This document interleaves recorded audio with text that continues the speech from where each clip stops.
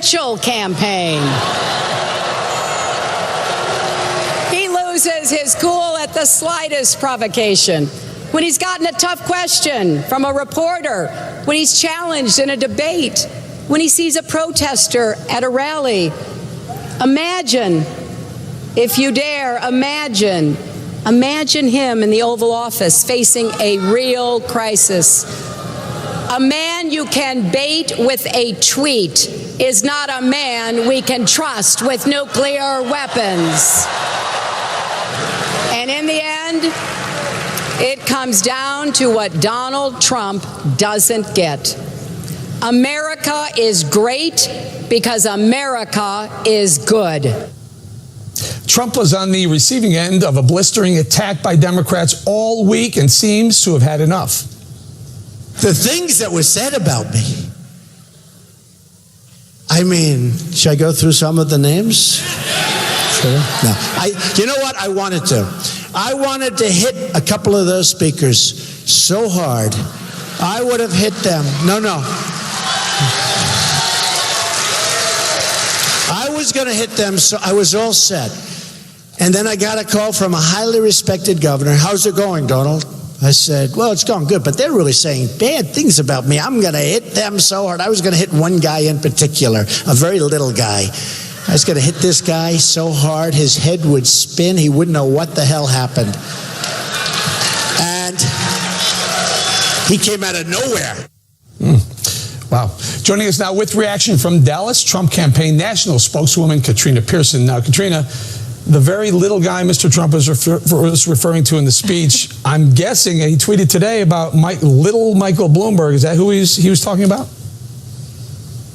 Well, Mr. Trump didn't say, so I won't say, but I think your inference could be spot on. Mr. Trump was definitely defending himself. And, I think the quotes from Hillary Clinton you just played are really indicative on why Mr. Trump is beating her in the polls right now, because people are tired of this make-believe fantasy land that everything is okay and there's nothing to see here, move along.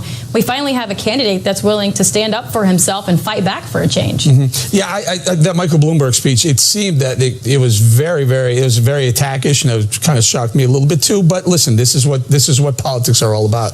Let's talk about what you just mentioned, Mrs. Clinton's comments last night. She was hitting Mr. Trump or Donald Trump pretty hard on this tweeting issue. Now, Donald Trump has done very well with Twitter and it gets his message out there, but she says that because you can instigate a Twitter fight with him, he may not be the guy that has access to the button.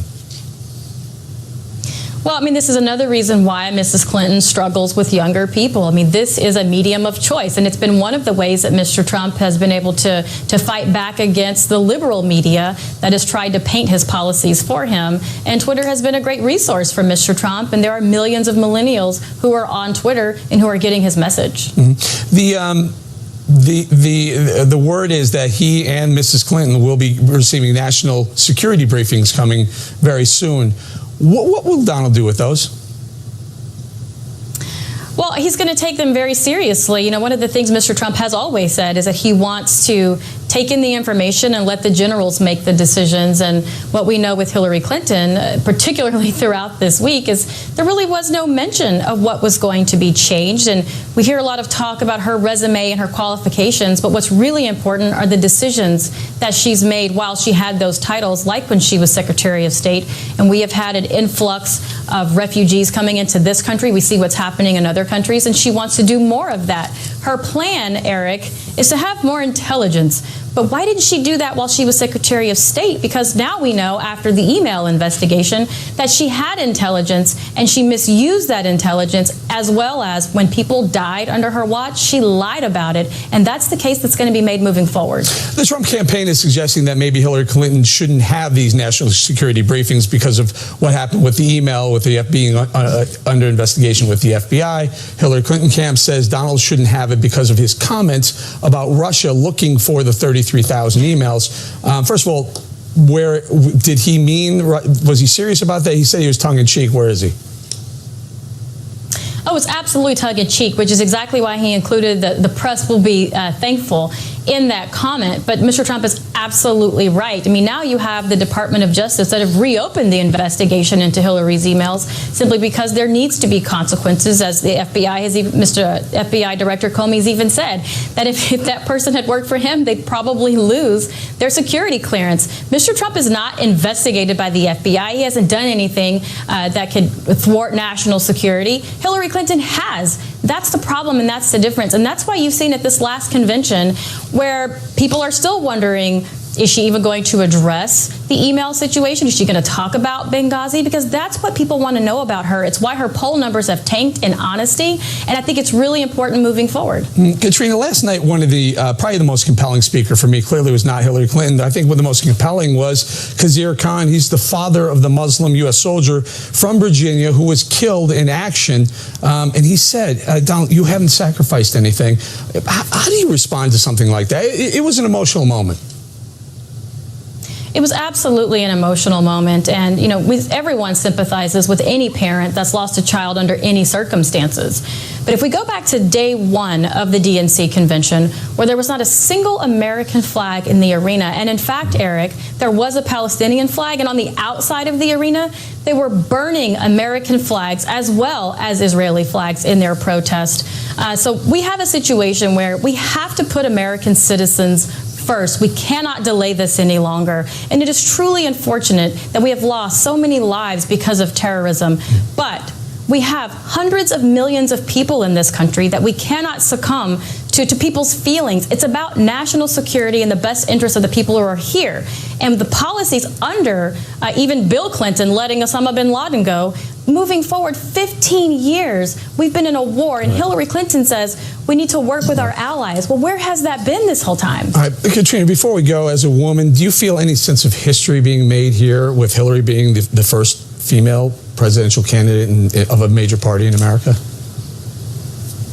I don't. It was actually a little anticlimactic for myself, simply because it's unfortunate that, all women really want to see a woman as president, but not under these circumstances, not someone that's been investigated by the FBI, who left Americans in Libya to die, who's lied, who's cheated, and over the last 3 years collected $22 million from special interests in trade and from global corporations, and is now out there lying to the American public. It is exactly what Barack Obama said in 2008.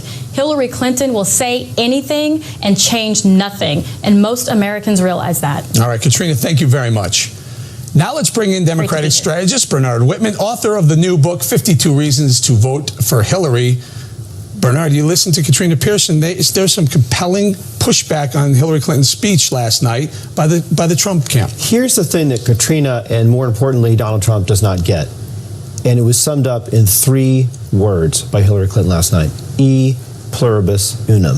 We are all in this together. It was the most profound moment for me of the entire convention. It's something that the Trump campaign simply doesn't get. And I think that Hillary Clinton needed to do 3 things last night. Number 1, she needed to draw a sharp contrast with Donald Trump's vision for America and policies. I think she nailed that. Number 2, I think she needed to be real. I think she needed to be authentic. And do you think she was? I think she needed to acknowledge wasn't that a lot an opportunity of people, for her to be transparent, to be heartfelt. And what I heard was, yes, the beginning of the speech was like that, but then the basis, the meat of that speech was attacking Donald Trump. But Eric, she drew That's a contrast. unifying? She drew a contrast with Donald Trump. Donald Trump believes in division, divisiveness, negativity. Means we're together, Democrats or the Republicans, country? Independents. I think she took a lot of shots at Republicans. No, she made a great effort to draw clear distinctions about how we have 2 different worldviews. One in which we're stronger through our diversity, we're inclusive, we're forward-looking, we're optimistic. We believe this country is the greatest country on earth. In Cleveland,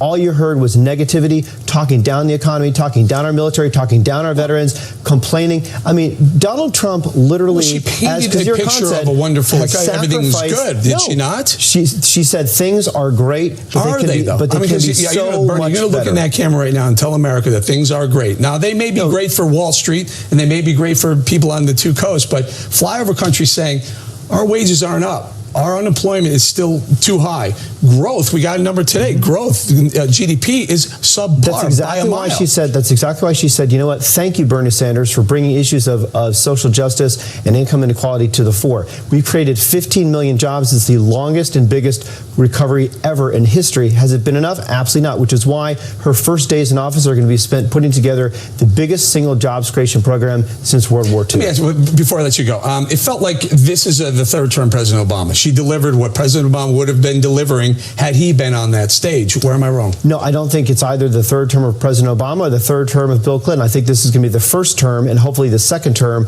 of Hillary Rodham Clinton. So what's different?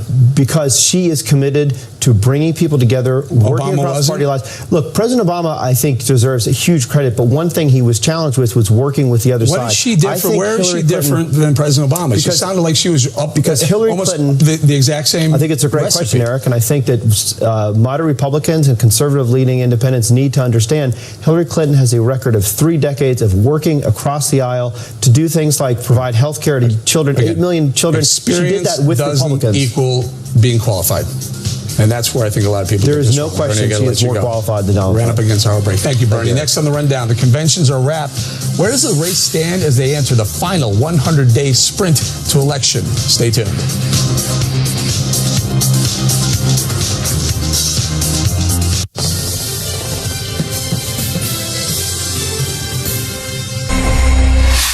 In the Campaign 2016 segment tonight, the state of the presidential race. The conventions are done, and according to the latest Real Clear Politics average of presidential polls, Donald Trump is tied with Hillary Clinton, with each at 44.3%. But will the Democratic convention change all that? Joining us now with reaction from Washington, Republican pollster Kristen Soltis Anderson, and along with us is Simon Rosenberg, the president of NDN, a center-left think tank. Simon, I can't believe it. Democrats finished their convention and they're still tied. No, I'm just kidding. I know there's going to be a bounce, but what do you think? Give us a sense of the bounce you think she'll get. Listen, I think if we're ahead by 2 or 3 points by the end of next week, I think Democrats will be happy. I think, look, Democrats know this is going to be a close race. There's no victory laps going on. We know Trump is an unorthodox candidate. You know, we went through a tough election in 2000, which we thought we were going to win, and we didn't at the end. So, you know, I think the Democrats are very committed and very focused. And let me just say one thing. The other thing to watch, though, is what happens with the state polls. That's probably going to take another week after the national polls settle down. They're pretty jammed up. Those state polls, the battleground states, are pretty tight up. I just may ask you this before I go to Kristen. Did Hillary Clinton get the Sanders voters? I think I will tell you that I think the Clinton campaign did a far better job bringing Bernie along over the last couple of weeks than I ever thought was going to happen. I think we're in far better shape, frankly, with the Sanders world than I thought we were going to be. So I think we feel pretty good about where we are right now with Team Sanders. Kristen, do you think Hillary brought the Sanders voters along to the end, the last 100 days coming up? You know, there was a big section in the middle of her speech where she pivoted from sort of describing her own character and describing Donald Trump's character and making that case to really focusing on progressive issues, talking about repealing Citizens United, talking about taxing the rich more, talking about reforming immigration, talking about the sorts of things that the Democratic Party's base really gets excited about. And so while it was interesting, early in the convention you had Elizabeth Warren speak, you had Bernie Sanders speak, you know, sort of the early nights where I think most focused on let's heal the party, let's get the Democratic base in. Hillary Clinton didn't drop that message even when she was giving her acceptance speech on Thursday night. So I think she was really focused on all the way up until the end, even after she'd secured the nomination, making sure these folks don't go rogue again. In the same token, did Donald Trump unify the Republicans, the establishment, and the outsider army that he's compiled? Well, what's interesting about Donald Trump's speech is that he did not actually make a lot of overtures to ideological conservatives. If Hillary Clinton was making overtures to ideological progressives and saying, I'm one of you, Donald Trump's speech didn't really make those same kinds of overtures. Instead, I think Donald Trump's main message, again, was, I'm going to keep you safe, I'm going to make America great again. And that's the sort of thing that, rather than really speaking to the ideological right, speaks to these voters who may be kind of in the middle, but are just frustrated. They're just folks that think things are on the wrong track. And that's about 7 out of 10 Americans who in polls say they think things are on the wrong track. So it is interesting to see how they're trying to build their coalitions and to what extent they they think their ideological bases matter. Simon, I spent a lot of time in Philadelphia, Cleveland and Philadelphia. But I will tell you that Bernie Sanders voters, they're not in line. You may say they are and they're voting for her, but you walk around there, they're anarchists. They want change. They don't want more of the same. They don't want the Democrat just for the sake of the Democrat. They're a different breed. I think there's an opportunity, well, if not Donald Trump voters, but maybe to keep them away from the polling place come November. Yeah, it's possible. I mean, look, we'll see where we are next week. Certainly, I think, look, both of these candidates are going to get to 45, 46% no matter what happens, right? Trump, part of what's going on is that underperforming, and you've seen him get a bounce in part because he's reclaiming real estate that he was always going to get anyway. And so the real question is, who goes up above 45, 46? How do they get there?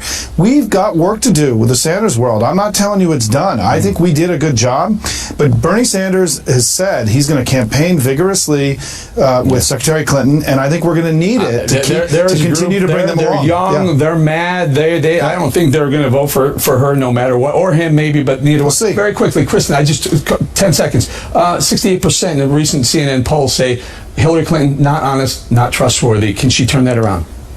It's going to be very hard. That's one of those numbers that's baked in. Instead, she's got to make the message clear. You may not trust me, you may not think I'm honest, but at least I'm going to keep America safe. Donald Trump is a risk. That's the message she really tried to drive on Thursday night. All right, very good. Kristen Simon, thank you very much. Up next, family members of fallen police officers speak out at the convention last night. But was it just a hollow gesture by Democrats? That debate, moments away.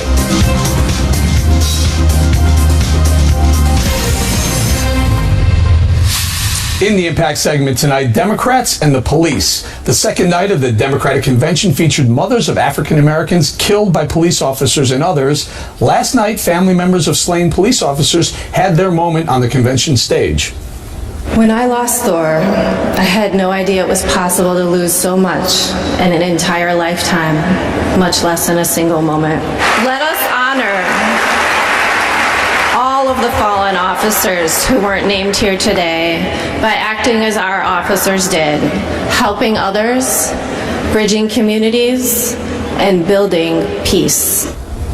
Despite that moving tribute, critics say that Democrats are still only paying lip service to the mounting threats our police face. Another chilling example came overnight as a San Diego police officer was shot and killed in the line of duty, his partner wounded.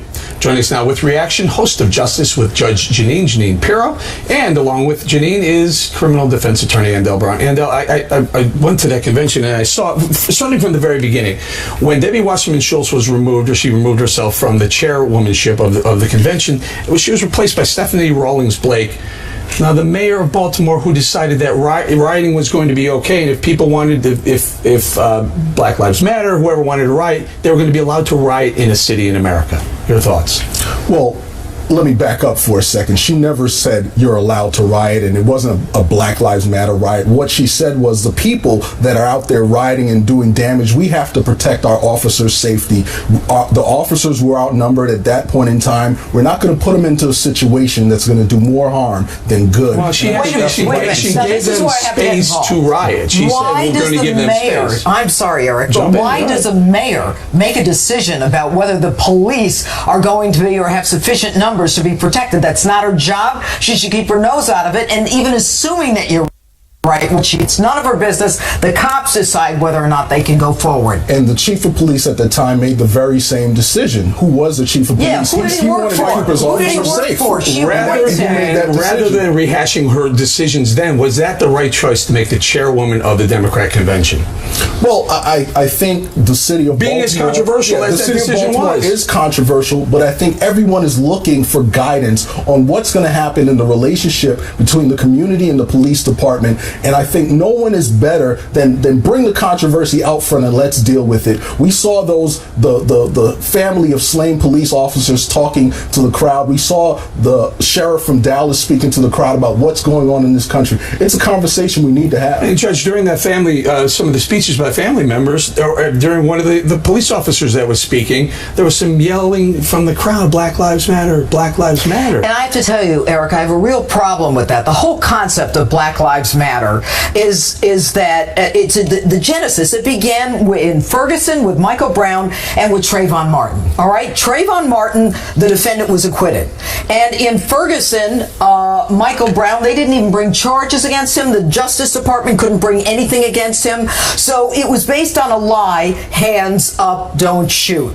Now, this whole Black Lives Matter movement is based on something that is not true. And here's the bottom line. As a prosecutor, I prosecuted cops who didn't do their jobs. But there is a social contract in this country, and we have vigilance if we don't follow it. That means the police do their job, you don't like what they do, then you make a complaint. You don't go out and kill cops like 5 in Dallas because they're white. All right, so and stay on the convention here. Yeah. Now, do you think it was wise of the convention, people who put this thing together, to have the mothers of Eric Garner and Michael Brown and the others, have them first and talk about how their sons and their children were killed by cops? Why not have a moment where you bring out the parent, bring them together? The ones that came out last night, bring those mothers and family members along with these mothers and have a moment of unity. That would have worked. I'm glad Judge Pierre brought up the social contract that we have between the community and the police department. The great power, the great deference, the great honor that we give police department comes with great responsibility. And life and liberty are at stake every time an officer goes out into the streets. The life and liberties of ordinary Americans. And that's what those families represented. They represent people who lost life and liberty. All of them. Lost life and liberty. Sides. Absolutely, on both sides. And in order for us to deal with it, we have to have this type of dialogue, not just people racing to one side with their talking points or racing to another side with their talking points, but a real conversation about how it's affecting both people. When I looked at the officer, one of the officers that died in Baton Rouge, I looked at his Facebook status that went viral, and he was talking about when he's not in uniform, he's looked at with suspicion by one group, and when he's in uniform, he's looked at with suspicion by another group. You're preaching to the choir right now. Everyone agrees with that. My issue and our issue has been, there was a moment that the Democrats could have used and brought some unity together between law enforcement and Black Lives Matter, or mothers of sons who were killed by officers. Putting them together is But there's no moral equivalency there. Here's the thing. Michael Brown was a thug who engaged in a strong arm robbery and reached for a cop's gun. What he did was so outrageous that no charges, no wrongdoing against anyone. I'm sorry. I don't see the moral equivalency here. Focus on one case. Well, that is the genesis of Black Lives Matter. Charles Kinsey was a therapist helping an autistic patient who was shot with his hands up on his back. Yeah, that's another case. Okay, well, so we have both sides. We have both sides, and we have to look at the whole picture. Both sides here. The police have the power and the obligation to protect us. It's not a negotiation. It's not something where you have with that power. You know what? They have to have transparency and accountability for that power. No, the if they street do wrong, people you have cannot to be able to take see it into their own hands. The courts do it. All right, we're going to have to leave it there. Obviously, a hot debate that's going to stick around for a while. Judge Handel, thank you guys very much. Directly ahead, the head of the FBI sounding new alarms about ISIS threats to the homeland. Does Donald Trump or Hillary Clinton have the right plan to take them on? We'll be right back with that.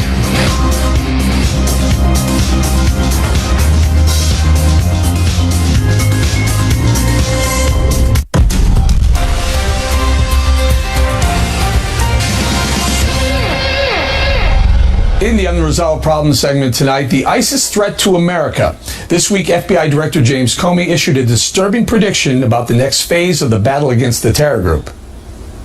We can't take our eye off what is largely a future threat, and that is, at some point there's going to be a terrorist diaspora out of Syria like we've never seen before.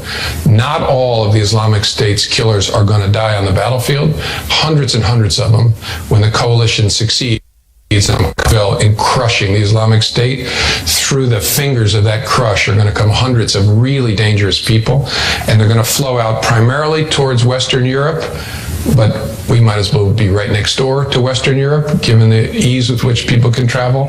And this is an order of magnitude greater than any diaspora we've seen before. Those are some chilling words. Meantime, Hillary Clinton is ripping into Donald Trump's ISIS strategy. Donald Trump says, and this is a quote, "I know more about ISIS than the generals do." No, Donald, you don't. Do you really think Donald Trump has the temperament to be commander-in-chief? Joining us now from Philadelphia with reaction, former State Department official David Tafuri, and from Washington, Van Hipp, a former Deputy Assistant Secretary for the U.S. Army. Van, I'm listening to James Comey. That's pretty dire. That's a pretty dire prediction. Even if we put ISIS down, there's going to be a terror network that slips through. We'll probably go to Western Europe, but boy, I look at our borders. Our borders are just as Swiss cheese as Europe's are. Yeah, Eric, it sounds to me like the FBI director supports Donald Trump's plan to secure the borders of this country to keep us safe. And I got to tell you, Hillary Clinton was one of her new great ideas to defeat radical Islam. I just wish she had shared some of these ideas with President Obama over the last 8 years, particularly when General Lloyd Austin, back in 2010, when we had 90% of ISIS's capability wiped out, urged the president to leave a small residual force so it wouldn't reconstitute itself. President Obama didn't listen to his generals. I wish he had weighed in with President Obama then. Mm-hmm. David, President Obama has said he wanted more Syrian refugees to come here. I think we let some 6,000 or 7,000 in so far this year. He wanted tens of thousands. Given what we now hear from James Comey, is this a good strategy for Hillary Clinton, if she were the president, to employ? ISIS attacked Iraq exactly 2 years ago. I've spent a lot of time in Iraq since then, more than 10 visits. Comey is right. We're going into a new stage in the bloody battle against ISIS. They've lost more than half their territory in Iraq. They're losing territory in Syria. They're about to make a last stand in Mosul. My contacts tell me we're going to go into Mosul in 2 months at the earliest, maybe in later at the latest in 6 months. There will be refugees, or will be people fleeing from Syria and Iraq. Some of them could be ISIS. We have to protect our borders, yes, but remember, not one Syrian refugee has engaged in terrorism in the U.S. So right now, that is not what is causing terrorism in the U.S. Yet. Of course, we need to vet any refugees who come here. All it takes is one. I mean, is this really a smart strategy to continue to take these Syrian refugees, as James Comey points out, as ISIS is being defeated on the battlefield, they're going to spread out through the refugee program. Maybe Trump is right. Stop all refugee programs right now. Eric. Well, remember, I served in Iraq, and I worked with Iraqis who ultimately became refugees and came back to the U.S. The refugee programs often reward people who work with the U.S. in Iraq. So you're and equating Syria. Iraqi refugees with Syrian refugees who are, as Comey points out, not me, Comey points out, are likely ISIS fighters. Remember, the refugee program is a reward for those who support democracy, who help the U.S. abroad. We only take a very small number of Syrian refugees right now, and none of them have engaged in terrorism. Small, 6,500 so far this year. Go ahead, Van. I'm sorry to cut you off. Eric, go back to his predecessor, Robert Mueller. He testified to Congress a couple of years ago that in 2012, 59,000 people from countries other than Mexico, including Yemen and Pakistan and Syria and Iran, were caught illegally coming to this country. Well, where are the ones we didn't catch? Where are they tonight in America? What are they doing? How about the thousands that we have caught who have Middle Eastern names, who have changed their names to Hispanic names to fool authorities? And don't forget the radical Imam cleric Saeed Jaziri, who called for the assassination and execution of the Danish cartoonist Kurt Westergaard. We called him the back of the BMW trying to come across the Mexican border. They know how to get here. Do you think Angela Merkel, Van, do you think she's rethinking this idea of taking a million refugees as a good idea? She's got to. I mean, she's got to. I mean, you got to tell you, look, it's great that all these people want to come here, but I'm for protecting the American people first, and I think that's why Donald Trump has resonated. He gets it. The challenge against radical Islam is the challenge of our time, and he wants to keep Americans safe. First and foremost, that's why we have a federal government, to provide for the common defense. David, 10 seconds, final thought. Look, the refugees are not what's causing terrorism here. None of the recent terrorist attacks in the U.S. have been caused by refugees. Yes, we have to monitor refugee program. Yes, we have to vet refugees coming over here. But we shouldn't turn off the refugee program because it has important public policy benefits for the U.S. and for Europe. But yes, also the Middle Eastern Gulf countries should take more of these refugees, and we need to pressure them to do that. Keep Americans safe first. Gotta leave it right there, gentlemen. Thank you very much. Coming up, former Navy SEAL and friend of American sniper Chris Kyle sounds off about the grim state of the war on terror. His powerful interview with Bill O'Reilly right after this. The O'Reilly Factor. The #1 cable news show for 15 years and counting. Thanks for staying with us. I'm Eric Bowling in for Bill O'Reilly. And in the personal story segment tonight, the state of the war on terror. Both the Republican and Democratic conventions honored members of the military, paying tribute to the heroic sacrifices they've made defending our country. Recently, Bill O'Reilly sat down with Kevin Lace, a former Navy SEAL who served with American sniper Chris Kyle. Kevin wrote the new book, The Last Punisher, about their time in Iraq. Mr. Lace, I thought your book was very informative, but what struck me was the SEAL's attitude toward the enemy, the Mouge, as you guys called him. I mean, was he a person to you? Was he a vile human being? Was he evil? What? Well, I mean, I joined the Navy in response to 9/11. That's what propelled me to join the Navy. And I realized at some point in the time, I was going to meet the enemy on the battlefield, and it's a business decision. It's business out there. We are instruments to carry out, eliminating the enemy. And I felt extremely comfortable doing that, and that's what I was trying to do. Yeah, because so there are portions in your book where you and your guys, and including the American sniper, Chris Kyle, you celebrate blowing their heads off. I mean, they're almost like animals to you guys, the Mouge. I wouldn't say animals per se. I'd say really bad people. You base that on what? Based on their actions, what they did to terrorize. And we talk about in the book what they did to these cities, and Ramadi was the focus. We teamed up with the village elders and did the tribal engagement model, and they helped us identify who the bad people were, and we were able to... What did they do? Tell the people what they did. What did the Mouge do? I mean, you're seeing on the news today, you're looking at car bombings, you're looking at suicides, you're looking at mass killings, and that's what we saw on the same scale. But torture? Torture, absolutely. And we were willing to meet that. And the problem with what happens is we won. And we didn't stay the course. We didn't stay in Iraq. And the history shows that battle in the surge was won.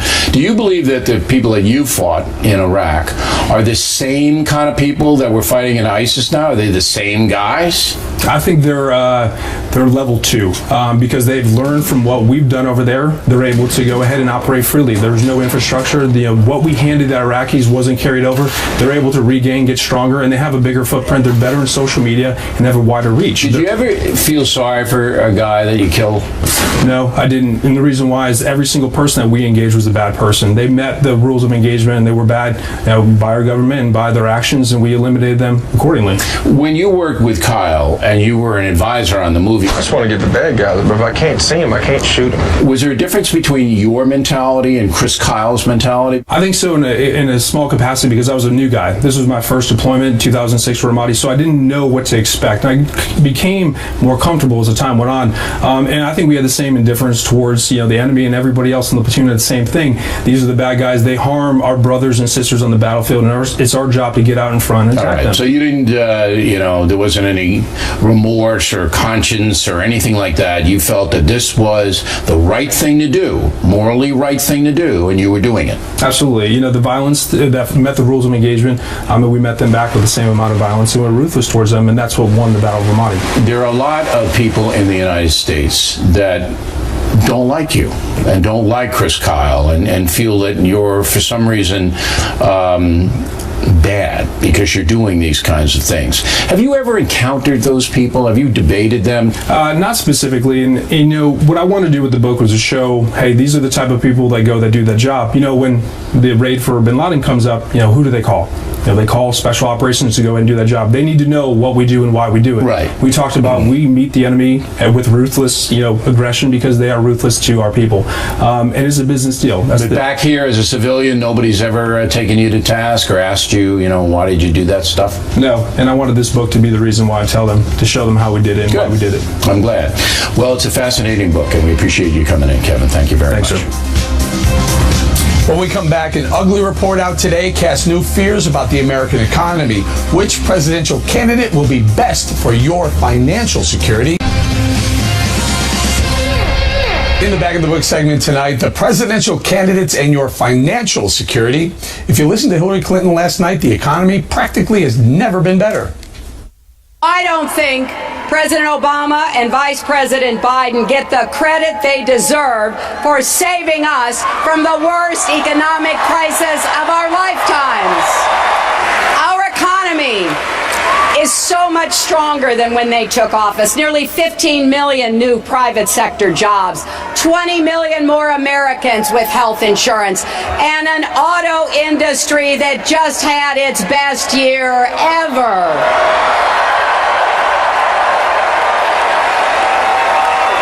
Now, that's real progress.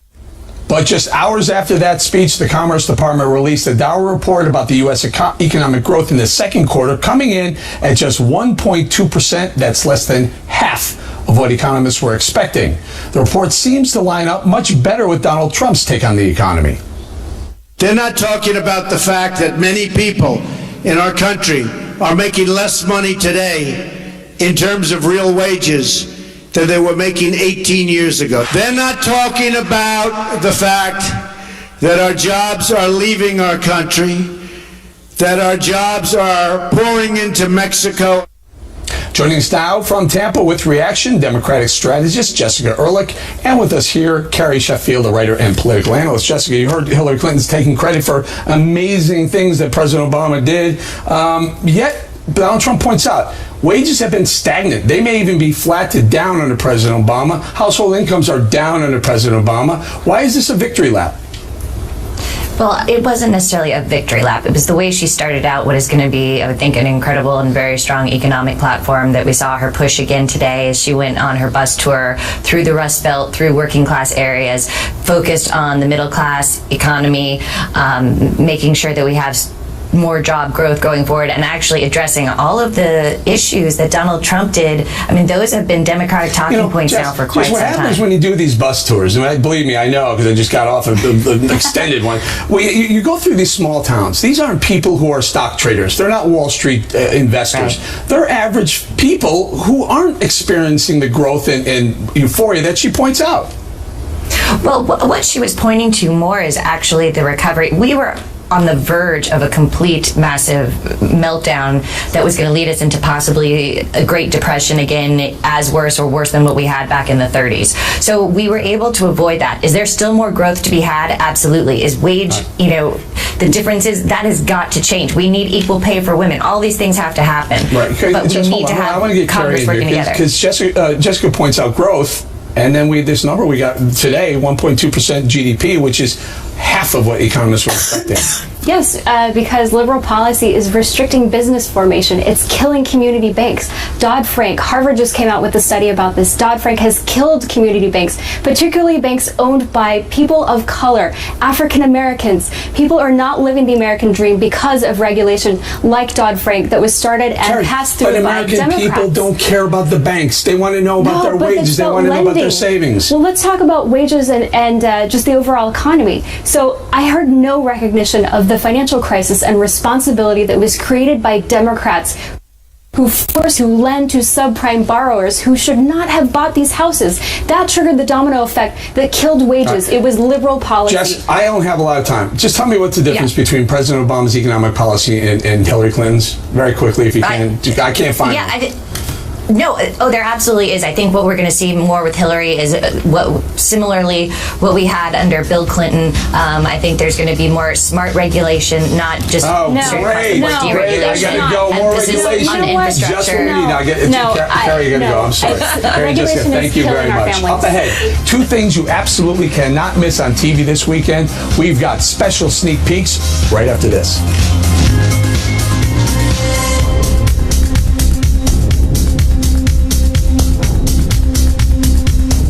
Before we go tonight, I'll be locking myself inside my man cave to watch two shows this weekend. The new episodes of Legends and Lies and Water's World. This week's Legends and Lies takes a fascinating look at George Washington and his time as the nation's first president. I do solemnly swear to faithfully execute the office of the President of the United States, and will, to the best of my ability, preserve, protect, and defend the Constitution of the United States.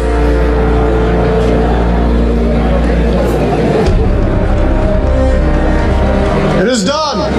Long live George Washington, President of the United States!